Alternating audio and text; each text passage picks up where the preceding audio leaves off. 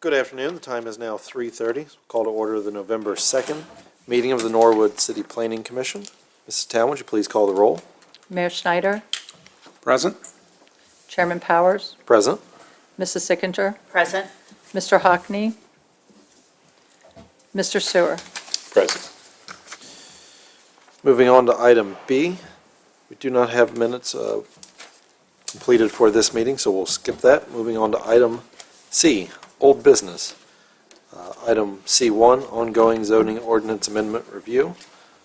Mr. Skelly, if you'd walk us through what's been updated since our last meeting. Sure. Good afternoon, Commissioners. So I have distributed the October 6th revisions to the zoning ordinance amendment, and essentially it included, I think there was like 4 major changes or edits that the Commission recommended at the last meeting, and those have been included for the benefit of all. I could kind of quickly go through that, and then we can continue our discussion if you'd like. Please do. Okay. So the first minor edit concerned on page 3 for section 10C. There was a couple provisions dealing with what we had for porous pavement. I believe it was more concerns that I included a couple provisions for operation and maintenance, such as snow plows, etc. Those have been deleted, so now we just have 3 conditions that someone proposing that would have to go through. So that was the first one. The second one, also on page 3, related to section 12E, and essentially that was the inclusion of the word appropriate as it relates to HVAC systems, or for the provision we're developing for that standard. The next section, again, we talked about it earlier, but I'll bring it up again. So with regards to considering minor PUDs, and this is on page 4, near the top of the page for item A, that those applications would have to be at least, or submission package on the 7th day of the month in order to be considered at the following meeting. And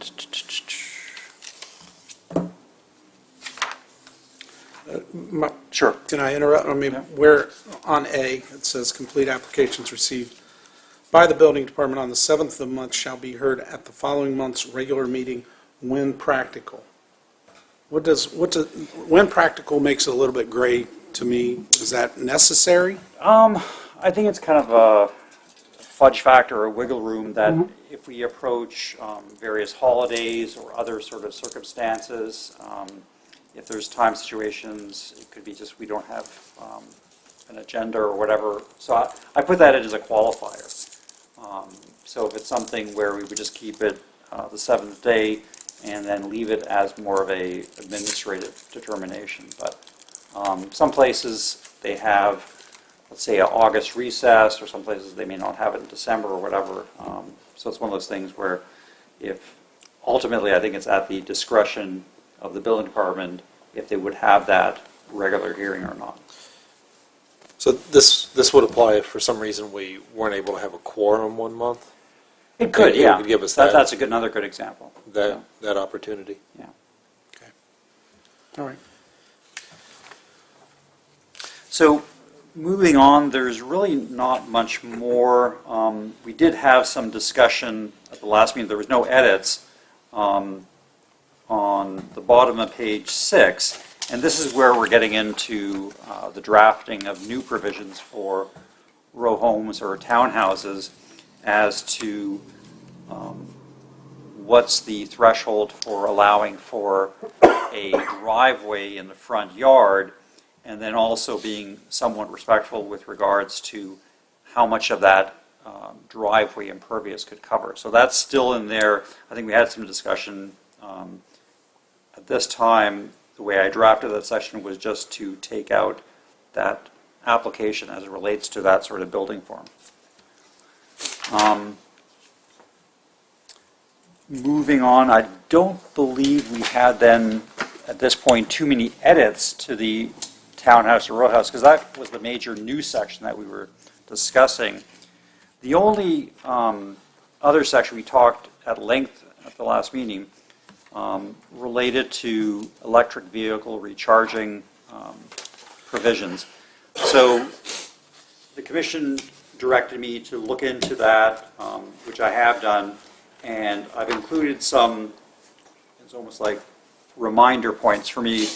I didn't want to spend a lot of time writing this up because it's kind of two major decision points, and then depending how planning commissioners desire to proceed, then I can provide better guidance. But it's becoming more common in several Ohio municipalities. However, and this is something where, because of concern for climate action change, or just some people figuring that they, especially with regards to the recent information from California, that they're going to be mandating this, a lot of municipalities are now dictating requiring EV stations as part of major developments, major shopping developments, those type of things, even major housing developments. A lot of provisions then spend a little bit of time providing for design criteria, then how to regulate these things or what sort of additional design matters. But a lot of the ordinances that I was reading, and I didn't provide kind of a consolidated survey, was that a lot of them were pushing the requirement to have these stations, a few kiosks, as part of major developments. And I didn't want to kind of start going through that until I got some better direction for you guys. That's what I read quite a bit in terms of other ordinances.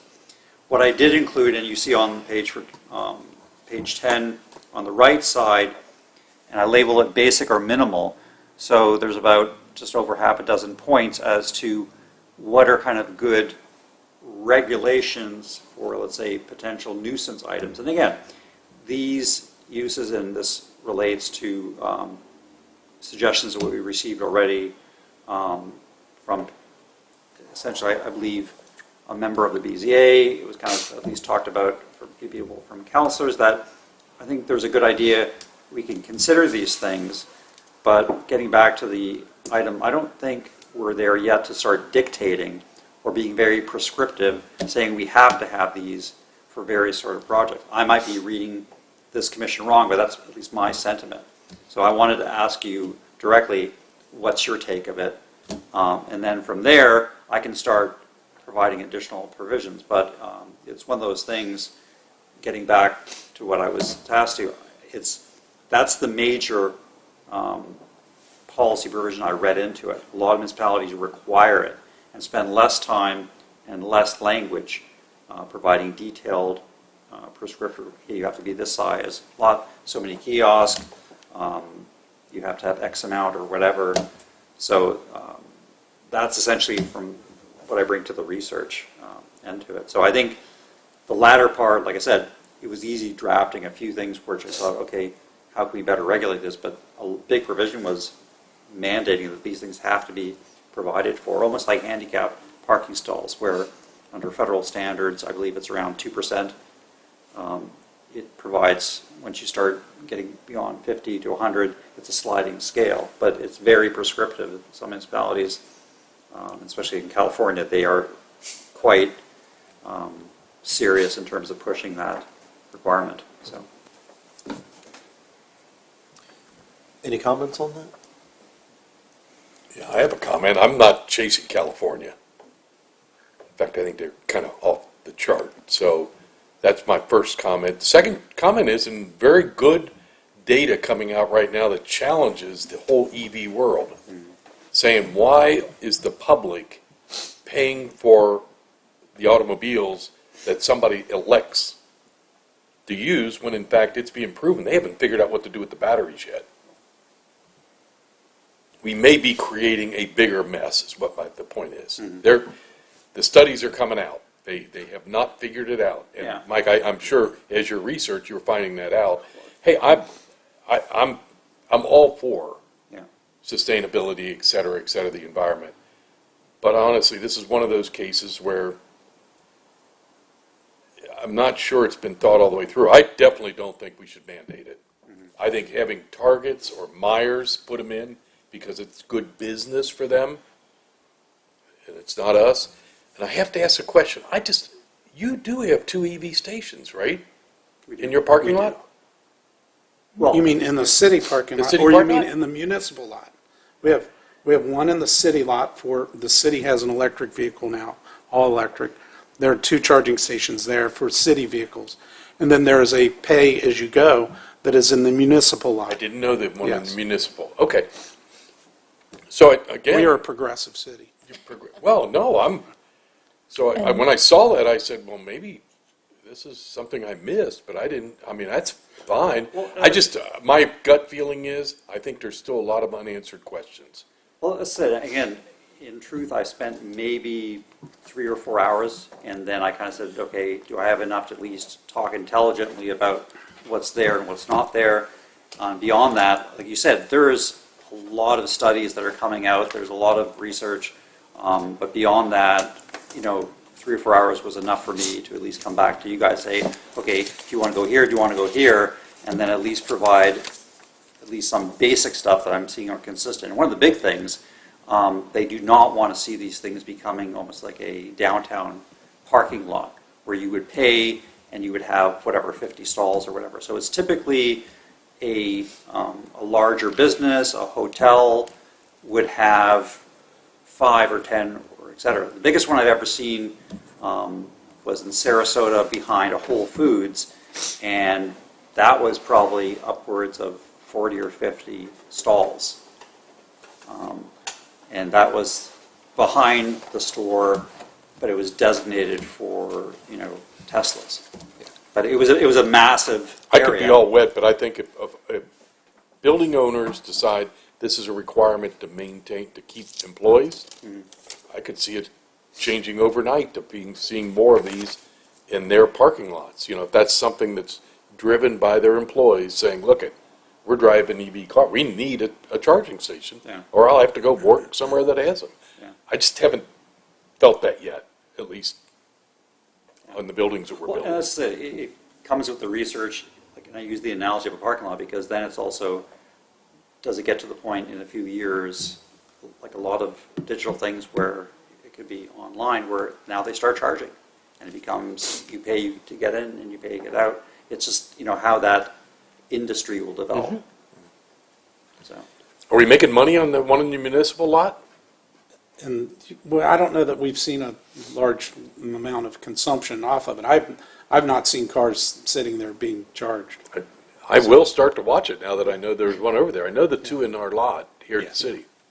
I don't have the numbers on it, but, I mean, you got to get some, The idea was that there will be, because of the municipal lot is connected right to the school, and there are a lot of teachers and people that, within academia, that are definitely sustainability advocates, that we would potentially have a couple of teachers that would want to charge their EV car there. That's sort of the thought process. It's also right by Walgreens. It's right in the central business hub. So if you were going into, any of those places. So we really tried to think of the right place to put it. Now, does that mean we're going to put one on every corner in Norwood? No. And should the city be putting those in? We did that through a grant. It wasn't city taxpayer money that paid for it as much as it was a grant that paid to put that in place.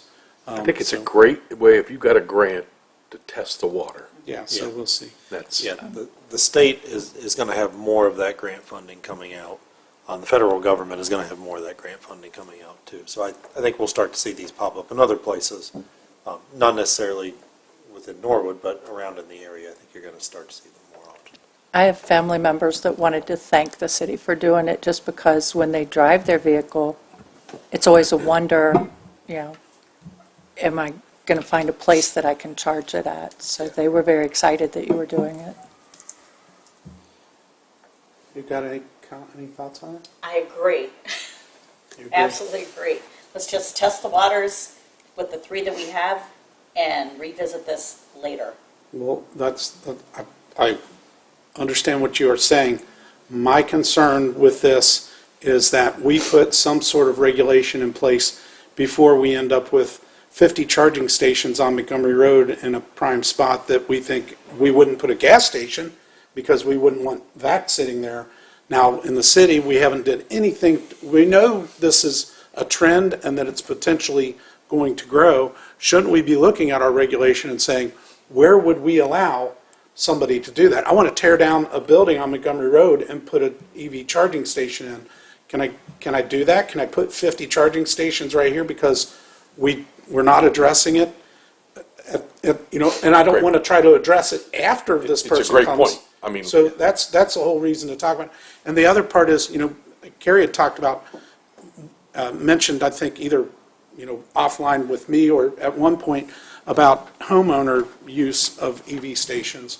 And it's fine if you have a driveway and you put an EV station in, plug it to your electric, and you do that. But what if you don't have a driveway? Because right now, on my walk through the city, there is a person that's running an electric cord across the sidewalk to their car, and it's plugged in.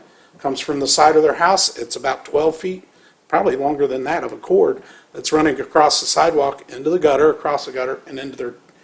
So we've got to look at how we're regulating that, because we clearly do not want electric cords ran across a sidewalk so they can charge up a car. So that's something we do need to address within the city and put something in place to address those things. Or like I think what you had said was, I put an EV charging station in and I put on Facebook, come on, you can stop by my house and use my EV charging station. They pull in and use it and I charge them. Well, that's not really what we want completed or going on either. A different family member mentioned that Tesla has a program for exactly that, where, because Tesla's proprietary on their plug, I remember it started out as, if you buy the Tesla, then we'll give you a list of people who have charging stations so that as you're traveling, you can visit that person and charge up. But now that more people have things, sorry, Steve, my sister said that they've got a program that if you want a charging station, they'll put it in your yard and they'll split, you can make money off of it. She looked into it for a property of hers. So when I I'm, think we do need to. well, you just brought up Yeah. something I hadn't thought about, and that's when we mandate number of spaces for development, which our zoning code does. Are we going to allow them to utilize one of those for a charging station, which takes it away from being a public parking space? You're right, absolutely right. And I think the answer is no. They'd have to have an additional for a charging station. I That's think probably that's not something we've written. got to look at. It's not written, I know, Yeah. and that's why That's talking through definitely this. something that should be in front of the planning commission, as we talked, that's the perfect place to discuss it. I would say when we're looking at this, what I see is kind of the important parts to get out ahead of our location, we want these, the safety that would come with them. You don't want them stringing cords across sidewalks. You want them to be where people aren't going to trip on them, not going to cause any hazards. And then the aesthetic values of them. And I think if we cover those three bases in our zoning ordinance, I think we're set up well as these things start to come online over the next few years and we see more of them. And whether they're ultimately successful or not, with the grant funding that's coming down from the state and the federal government, we know we're going to see more, There's gonna be more. at least from that. Mhm. And so I At think least for that, 2 more years. yeah. What is the cost of these charging stations? A home charging station or the charging station, a municipal lot type charging Okay, station? you probably know the cost of that, because do you know the cost of both? Yeah, for a home charging station, you're talking about $600 to purchase the actual unit, and then you're probably talking $400 in electric, depending on what electric you already have set up to your garage or to your house. It takes a 40 or 50 amp circuit, so you're talking $1,000 to put a charging station in your home, roughly. If you're an electrician out there and you're doing this, it's a rough number, okay, but that's roughly what it's going to cost to put one in. Now, putting one in, like the two that we have from the grant, I think it was $15,000 or $18,000 that Yeah. was the grant for Oh. putting that one in. We had electricity in that lot already, so it would depend where the electric is, what kind of electricity has to be run. Is it above ground, is it below ground? How much Well, is different Tesla factors. or another, there's multiple different charge on, there's different companies that provide that, how much they're putting into, say over at the Myers lot, you have the whole bank of Tesla, I mean, they're probably talking about $100,000 or $150,000 investment in putting that charging station in. So it's a considerable amount for them to do those things, but There's a customer reason they're doing it. there's a reason that they're doing it. Amp-On is another one that does that, and they provide, a matrix on your cell phone, an app on your cell phone that'll give you the matrix of where it is, and if you're driving to Columbus to Cleveland, you can stop here in Columbus for lunch and then make it to Cleveland and recharge. So there's a whole infrastructure of this being put in place. I think we should get out ahead of, it on some of the rules and regulations that we have to put in place. It's good opening discussion, I think. And basically, I think, Mike, what the commissioners are telling you is we'd like to see a little more time put into looking at how this does affect our developments and what we would potentially clarify to them when it comes to parking spaces, and then some of the facts that you brought up about some of the safety and some of the things that we'd like to see. There's got to be other organizations, other planning commissions, other communities that are sort of addressing this and looking at it closely also. Okay. Yeah, that shouldn't be too difficult. At least what I'm hearing is also where you do not want to see them in terms of, Correct. so. All right. Does that give you enough to work on? For Yep, I'll keep on chipping away. Great. So that's really it. At this point, we were spending a decent read-through as part of the row house townhouse. I don't know if you want to continue that.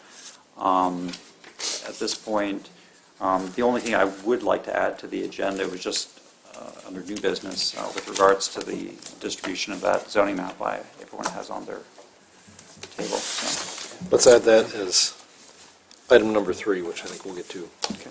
quickly. Anything else on item C1? Seeing none. Moving on to item C2, regarding Mr. Strecker's request.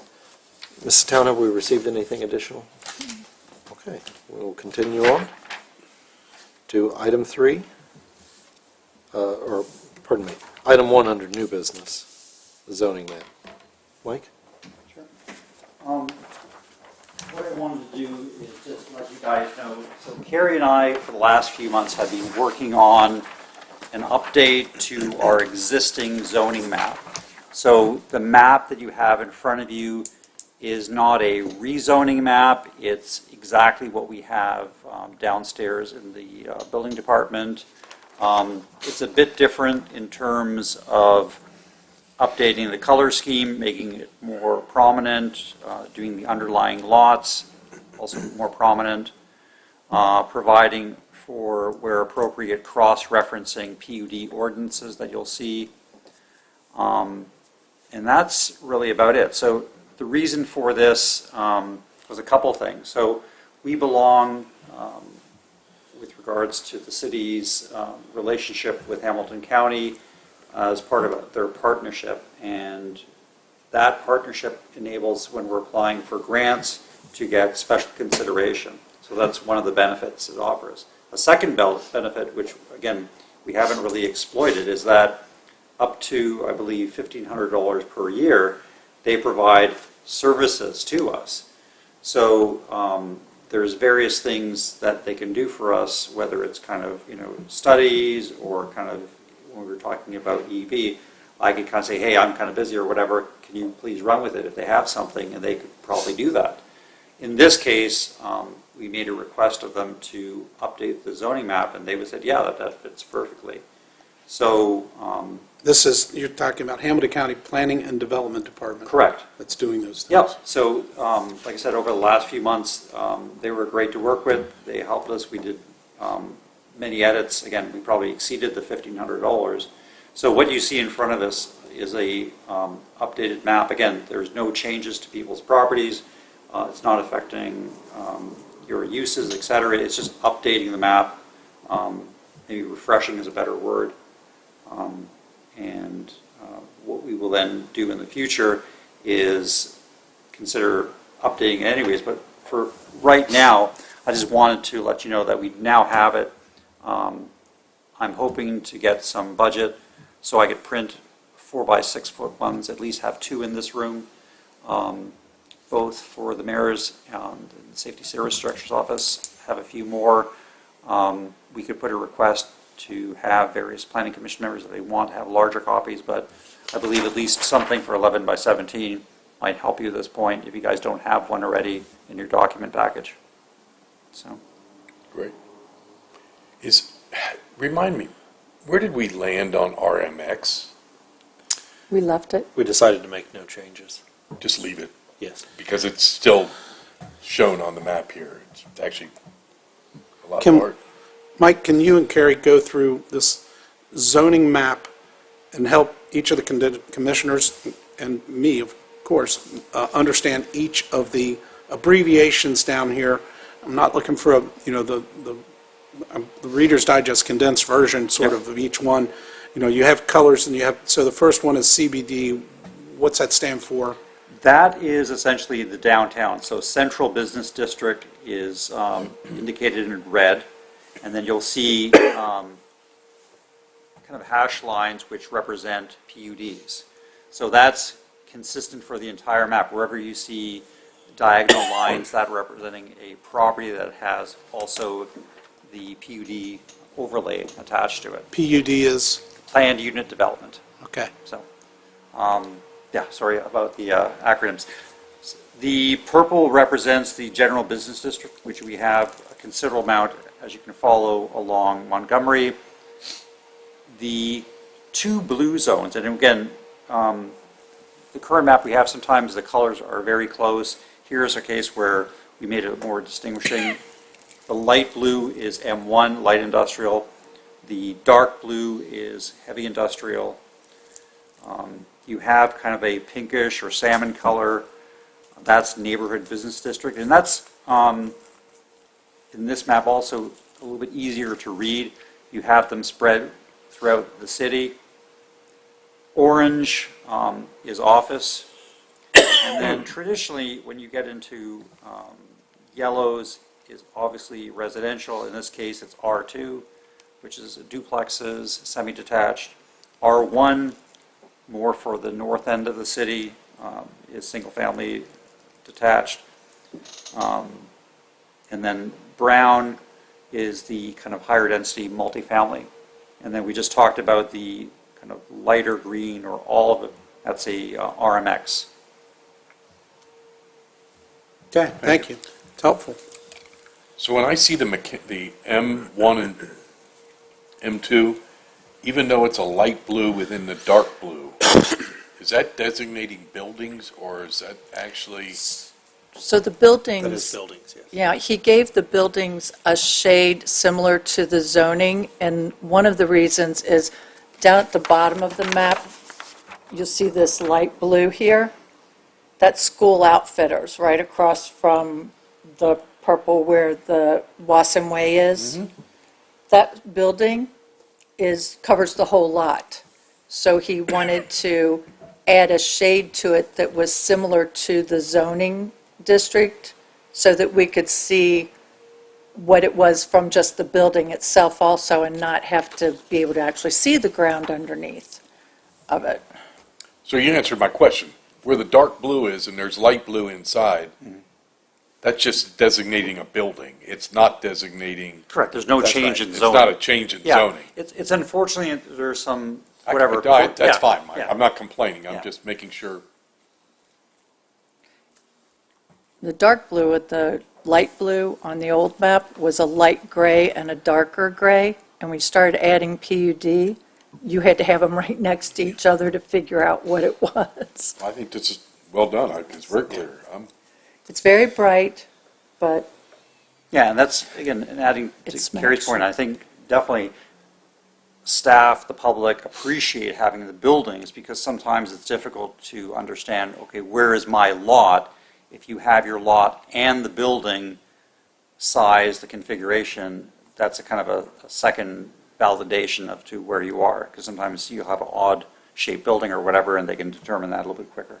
So, On most of them, it's showing where the PUD striping is, it's showing the ordinance that put that PUD overlay in, Correct. but there's a couple that do not. Is that just he had access, or the Yeah. person who designed it had So- access to it? Correct. So essentially, when we were trying to prepare it,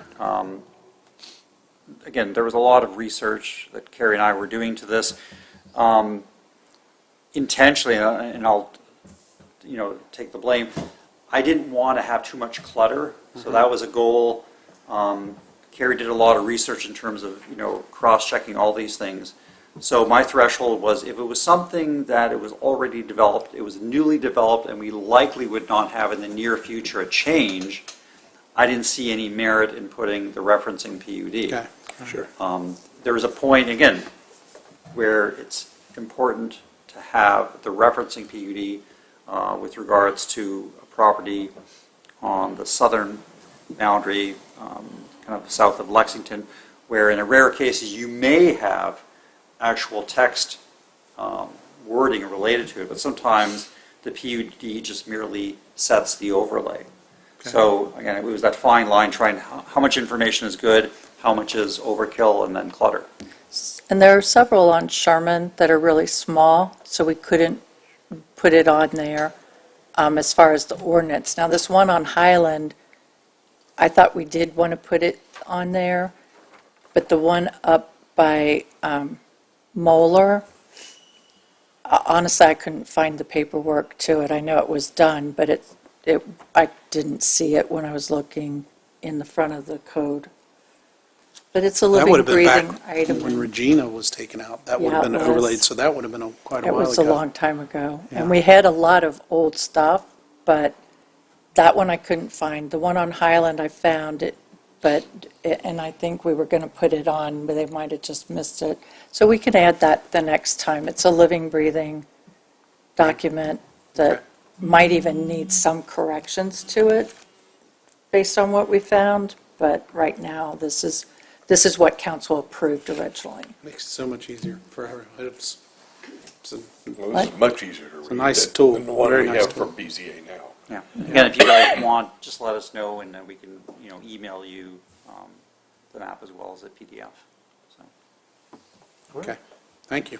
But, Carrie, it might be if you can make copies this size on your. Mm-hmm. Yeah, I did that. Bring those if you would to the BZA meeting, give out to the BZA members. That'd be great. You want yours suitable for framing, so you can put it up in your den?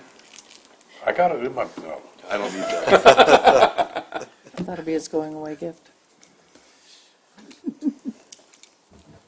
All right. Anything Put that else on in his that head. item? Well, the budget, is that what you were asking about? No. All right. Seeing none, that moves us to item E, adjournment. Do I have a motion to adjourn? So moved. Do I have a second? I'll second it.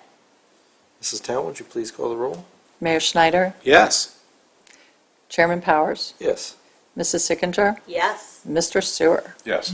We are adjourned at 4:04 PM. Thank you, everyone.